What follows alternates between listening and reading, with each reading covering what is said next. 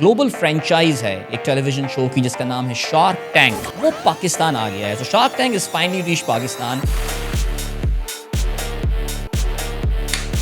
You are like the lead for Shark Tank. I'm the Shark Tank specialist.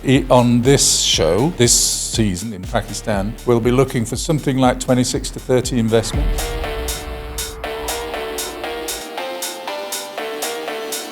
Dire statement in a pretty nice Well, manner. it makes Pakistan a number one, doesn't Number it? one. Yes, absolutely. As I mentioned earlier, the titling is different. So in German, it's called De Löwen der Höhle, which means Lion's Cave. Denmark is a lion.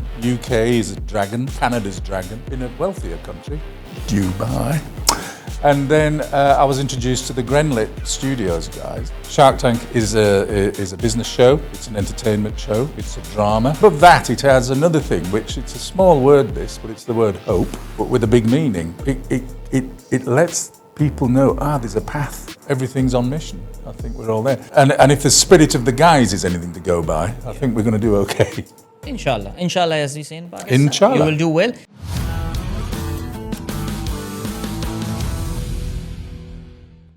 अस्सलाम वालेकुम and welcome.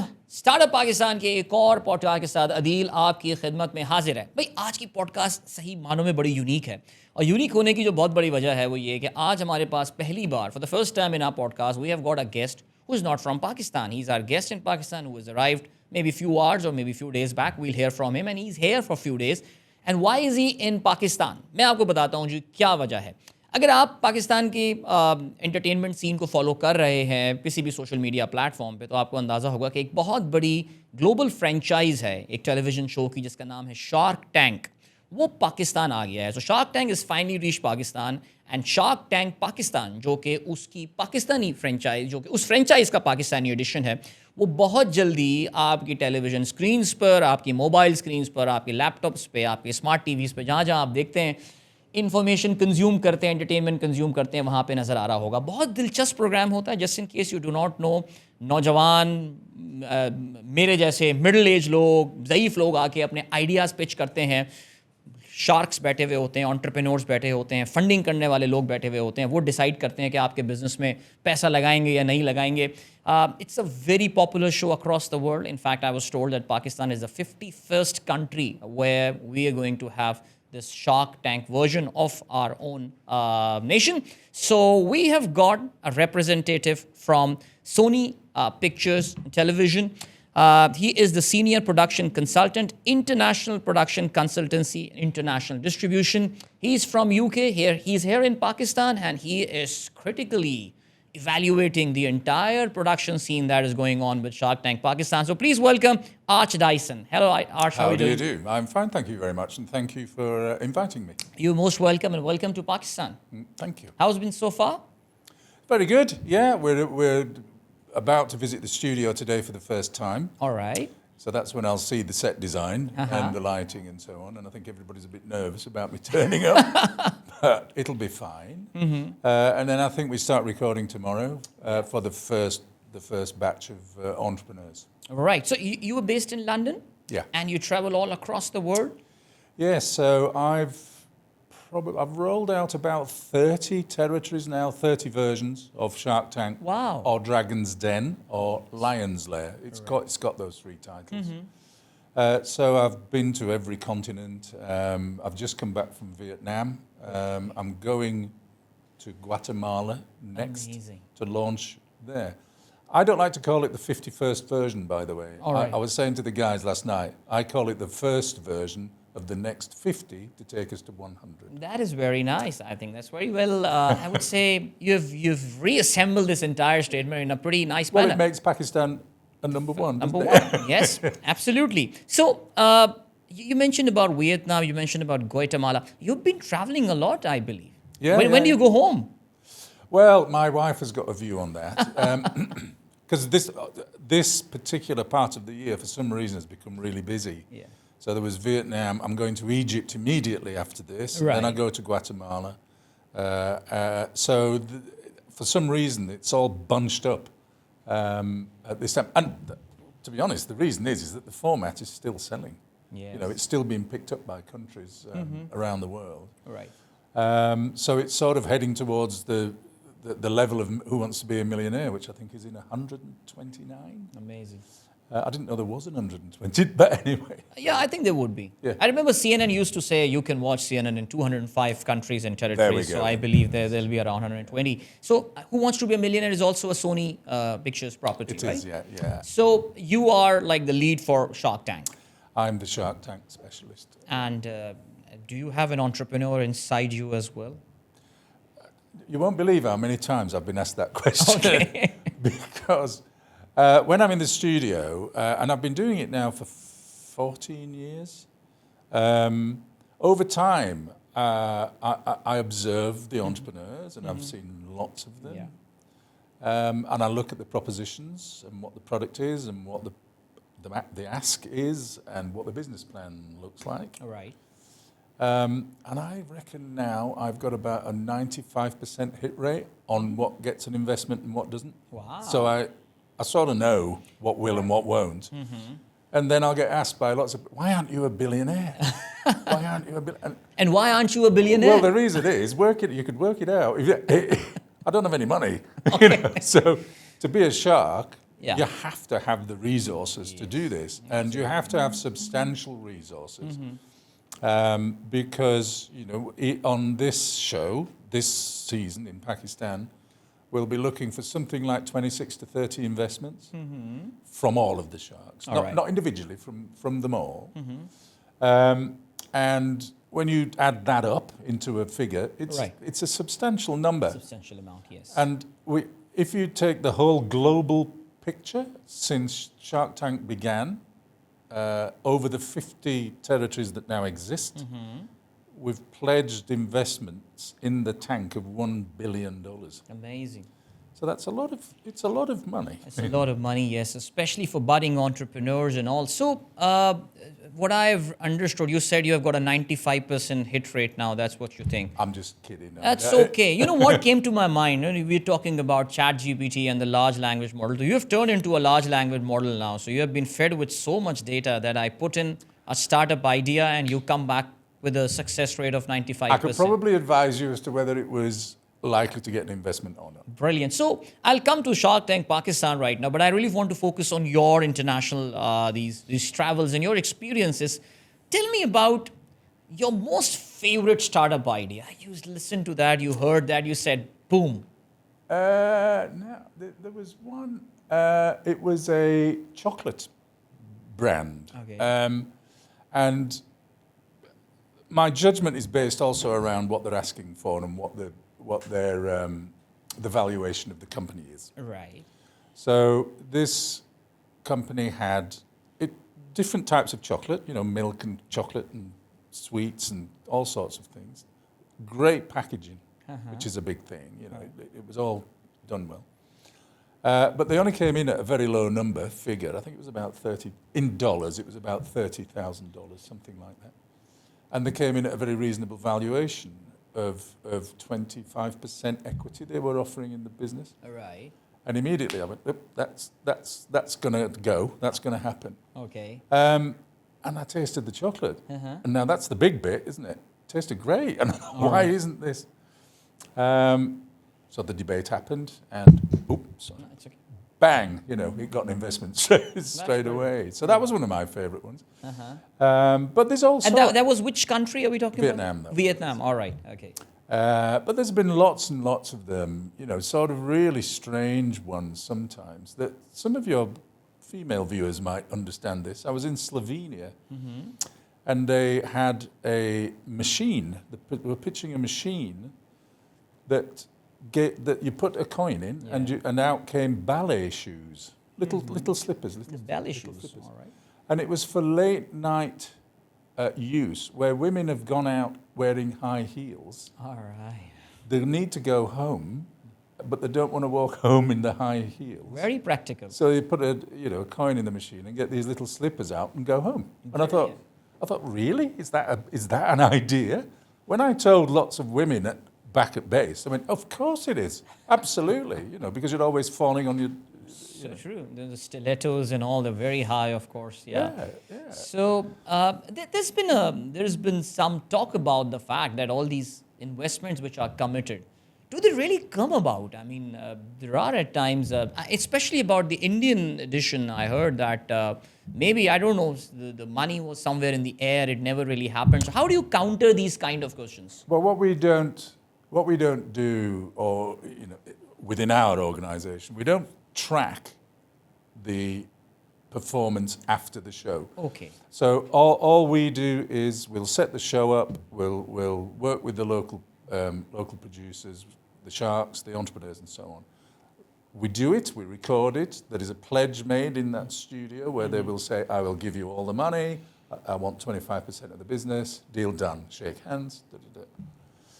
After that, there is a due diligence process because you could not expect someone to make a big decision, like, say, for instance, in Greece, there was a $3.8 million investment in one product. You couldn't expect them to stick to that deal based on a 45-minute interrogation in a television studio. Naturally, the due diligence is going to go on for a So long the due diligence happens afterwards. Yeah. And if within that due diligence there is something pointed out or something is discovered, because they'll put their accountants, their lawyers, their, all of their professional people into it, inevitably, if it's not what they said in the studio, that means the deal can fall over. And it can work back the other way. I've known entrepreneurs pull out as well. Yeah. So we do get fall away, but we don't keep particular accurate numbers on it because we don't track it, because that's then the shark's business. It's not. It's up to them, and it's up to the entrepreneur. We don't interfere with it. Absolutely. I think makes sense. Absolutely makes sense. So, Arch, tell me, is the format of Shark Tank across all the markets, is it like hard-coded? You do not really toggle much with the change when you move from one country to another. There are certain cultural sensitivities as well. And or does the format remain the same everywhere? It's pretty much the same. As I mentioned earlier, the titling is different. So in Germany, it's called De Löwen der Höhle, which means Lion's Cave. Okay. Denmark is a lion. UK is a dragon. Dragon's Den. Canada's dragon. So the title changes. The core of the show doesn't. It's investors, entrepreneurs, and so on. What can change is if you were to look at the set of the UK version, you would think, oh, it's all brickwork, quite dark, solemn. I suppose you would describe it. I was watching it before you came in, actually. I was watching the British version. What I mean. Yes, You know absolutely. what I mean? Flick to India. Yeah, right. They described it to me because they said, because we're setting up season 4 now in India. Right. And we were talking about season 3, and we'd done season 1 and 2. And I was talking to the exec producer, and he said, I said, it is a very ornate set, isn't it? And he said, yeah. He said, it's like the cheap jewellery shop in India. There's some brand that's a cheap jewellery shop. And I said, well, not cheap, but yeah, I get it. Anyway, so they redesigned it, and they sent me the design and said, this is the expensive jewellery shop in India. So it's gone a little bit more upmarket. But the point I'm making is it can be that industrial-looking version, which is Dragon's Den UK and Denmark and so on. Or it can be the other extreme, which is the Indian version, which is so bright and but in between all of those is variables of all of them, So Vietnam, for instance, I was there last week. Vietnam have got a thing about big dramatic presentations. So they'll have singers, rappers, dance groups, really enormous openings to the pitch. Okay. So they'll do all of that, and then it'll settle down on the entrepreneur, and then they'll do the normal thing. Interesting. But it's quite variable. But there isn't much in the sense of cultural difference. I mean, I do sort of dig into, before we go to a new territory, I will dig into the country. Like, for instance, I'll ask some really simple questions like, what's the population? Yeah. I'll ask, what's the average salary per month? True. So things like, what is the main industries of the country? What is it? And then you start to gauge a little bit about how you pitch it, because then I can start to understand when they're asking for the money figure Right. in a, I'll say this as kindly as I can, in a poorer country, we'll expect that figure to be lower Yeah. because it goes further. True. In a wealthier country, Dubai, that figure goes woo. It goes into millions. It and goes all, into yeah. millions. True. So this is actually the point where I wanted to come. When you heard about somebody approaching from Pakistan and saying we want to have our own version, our own season of Shark Tank, what came to your mind? Is it like, wow, Pakistan sounds interesting, but ... No, there was no but to it. All right. The way it routes through, we have salespeople in India who look after Pakistan, Bangladesh, Nepal, all this Sri region. Lanka, Yeah. And they are the ones that announced to us the next potential deal, and along came Pakistan. We'd already done India. I did Bangladesh last year. We're doing Nepal shortly, if everything works out. So we'll have the whole thing. And then, so I thought this feels natural doing Pakistan because we've got everything else. That's another jigsaw piece there. Yeah. And then I was introduced to the Grenlit studios. And they, when I was talking to them, the initial first meetings, I could sense this enthusiasm from them. They were really energetic about it and very strong in the way they were talking about it.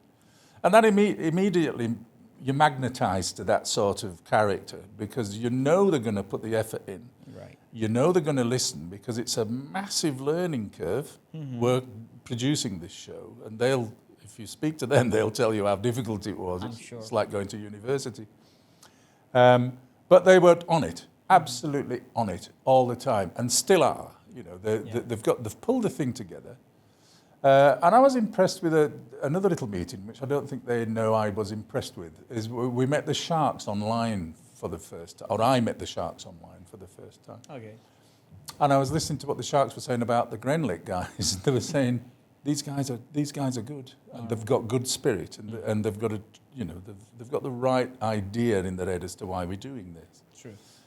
And then we started looking. I was getting information about the entrepreneurship in Pakistan, and they were telling me that there's an undercurrent of entrepreneurship. There's a definite movement in Pakistan, and a desire to create and a desire to move on. And the great thing about Shark Tank is, and this is, everybody gets annoyed at my tedious way I spout this out, but Shark Tank is a business show, it's an entertainment show, it's a drama, it's a comedy, it's a reality show, it's an entertainment show. It's all of those genres in one thing. And saying to the guys, we need to do all of that. But at the core of it is investments that happen, businesses are created, new businesses are created, new jobs are created.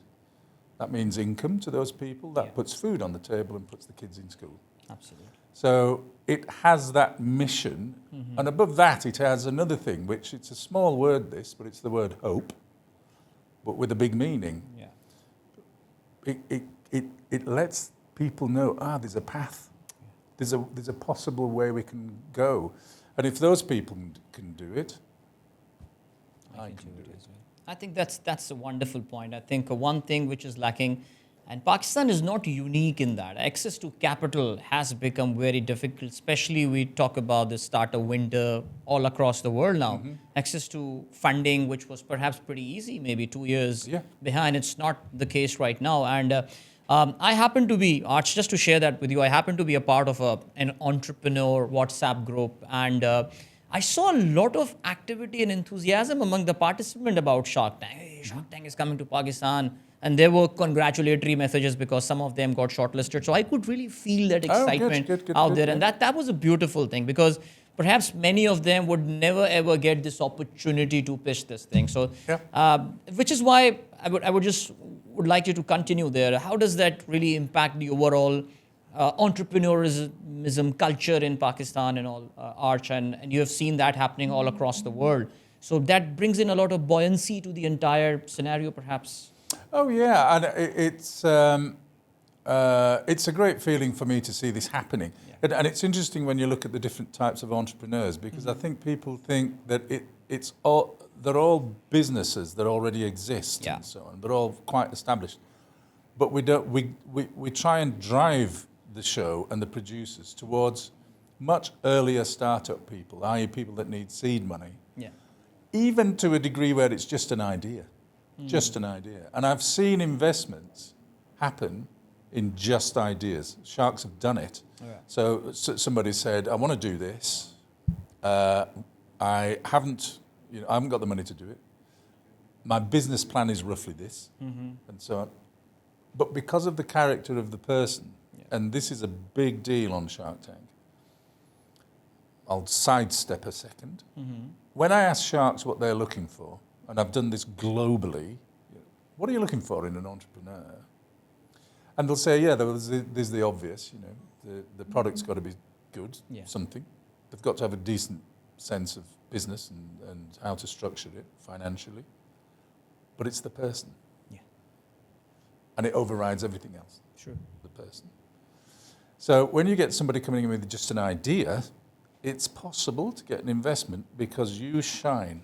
If you shine in that environment and they think, whatever this person does is going to be a success, I'm backing them. And I think that's where the hope bit comes in, because if we show on the show somebody who isn't too high up in terms of where they've got to with the business, it's early days, that means, well, I definitely could have a go at that. I could try that. And it's a shame we can't see more of them. I mean, this is a ludicrous number, but in India, there's 78,000 applications on the last season. Amazing. So 78,000 business ideas, imagine. Which is amazing, isn't it? And I think, roughly we've seen somewhere in the region of gone through the show is about 15,000 businesses have been seen. All right. So it's quite a turnaround. And Arch, I also think there could also be a sort of a secondary market. I mean, beyond this Shark Tank and all these sharks as well. So they are there on the television, they are there on the social media and all. There could be possibility that it could be possible that the sharks may not like the idea, but some some guy with a lot of capital watching this and saying, "This is my idea. I'm going to get in touch with this guy." Perhaps that's a possibility. It happens. It does happen. And what we have to be careful about is when the broadcast is, and when due diligence is closed. So I said to you that we don't take an interest in due diligence. We don't track all of that. But what we do know is that it happens not too regularly, that somebody comes on the show, says the idea, whatever it is, Shark invests. The show goes out, but due diligence is still happening. You're right. And along comes someone and says, I'll offer you a better deal than that. Right. And that's, when I said entrepreneurs sometimes pull out, that's one of the reasons why they pull out. All right. Because some other investor will come along. So they're not bound by any contract that till the time we finish our due diligence, you really cannot talk to anyone? No, the contract is, there's no time limit. There's nothing says you must not speak to anyone for 6 months. Right. That's down to the arrangements made by the shark. Right. All right. So Arch was telling me before when we were having a conversation that you had been a cricketer as well, right? You used to be a fast bowler growing up? Yeah, I was. I mean, it was a tiny, tiny little moment in my life. I was about 14 and I played for the school, and I got this reputation locally as a sort of killer fast bowler. Wow. You've got the right height for that, I That's believe. all it was. It was the right height, and I was fit, which I'm not now. And then, the Yorkshire cricket people sort of heard of it. So Sir Geoffrey Boycott was there to play some deliveries in the nets? No chance? No, but I didn't go ahead with it. He's your fellow Yorkshireman, right? Yeah. But I didn't go ahead with it. I didn't follow it. It was my father was pushing me. So I think I was reacting against my father a bit. So I went into a rock band instead. Brilliant. You played Guitar. the guitar. You still do? Yeah, I've been playing it since I was 14. Amazing. I mean, do you play with a band or do you play I in did some do. family gathering or I something? used to. I don't now. All right. But I used to. I just play for fun. Yeah, really. That's brilliant. That's brilliant. And I was going through your website as well, and it mentioned about you have covered a lot of events. As now you work full time for Sony Pictures, I believe, but Yeah. for a significant time in your career, you were more of a freelancer. You were working on multiple projects. Well, I started with the BBC, All right. where I made Television. television, All right. where I made a program that people might know called Top of the Pops. Oh yeah, absolutely. Which yeah. is a music show. Music show, yeah, absolutely. So, very popular in the 80s and yeah. early 90s, I believe. Yeah. So I worked with nearly every pop star you could imagine. So Elton John, Paul McCartney, Your favorite is? Madonna. I have to say, people might not know this, but there was a band called Roxy Music a while ago, and the lead singer was a guy called Brian Ferry. Okay. And I've always liked Brian. Right. Very nice. He's very good. But, you know, Cher, all of them, you name them, I did them. Then I did a lot of comedy stuff and entertainment, general entertainment type shows. Very nice. Worked with a guy called Noel Edmonds, who you wouldn't know, but is probably the UK equivalent of you. All right. Okay. I take it as a compliment. No, but he's a big I radio don't- guy. No, okay. he was the top radio guy All right. in the UK, and then he moved into telly and so on. Then I went to ITV and did, what's it called, the big format, The Price is Right. The Price is Right. So I Indeed. did that with them, and a drama series and various other stuff. So I was doing, lots and lots of different things.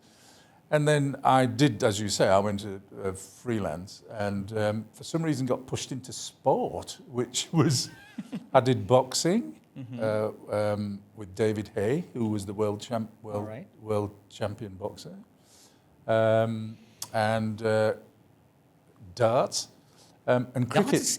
Darts is pretty popular in UK. Yeah, I did I that. see thousands of people watching Oh, that. it's in the- ridiculous. It's ridiculous. I don't know why it's so popular. and cricket, yeah. And then cricket, which was covering the Caribbean games, which was The Premier League, the T20 league. that they it have, was, yeah, which was great fun. I mean, it was good. Yeah. It's very. I think it's the most colourful cricket league. no, in it the is. world. It is interesting, but it was fascinating to do it. In fact, I was telling you the little story earlier on that we had the guy who was meant to do the program announcing between each of the transmissions, and he disappeared, and they said, "You do it." All right. So they pushed me into a sound studio, and I was next on. I was doing all of that, but no, it was interesting. It was interesting. Yeah. So yeah, it's a very eclectic mix of genres and backgrounds. But now I'm quite heavily specialised in Shark Tank. So other than Shark Tank, what is that genre that you have enjoyed the most? Music, doing the music stuff. It comes naturally to you, I believe. listening Well, to you. because I'm a player as Yeah. well. True. So I was directing. So I'm still a director. I still do multi-camera directing and Right. so on. And directing music was the best thing I think I did. So I did all sorts of quite special performances. And so on. You know, when we started getting BBC for the first time through those dish antennas when we used to have in our rooftop, I'm talking about sometime in early 90s, I used to love this one particular BBC show, A Question of Sport. Ian Botham used to be there. Yeah. And, I used to love it. Like, it was a once a week show. Yeah, And yeah. I really wish we had a franchise for that in Pakistan. Yeah. I really want to host that program. It's such a beautiful program. I used to love it a lot. Well, go to BBC Worldwide and ask them. Yeah, maybe. I don't know if that's still on or not. Yeah, it is. It's still on. Yeah, it's still All right. going. And it's quite funny. Yeah. You know, especially if the captains are funny.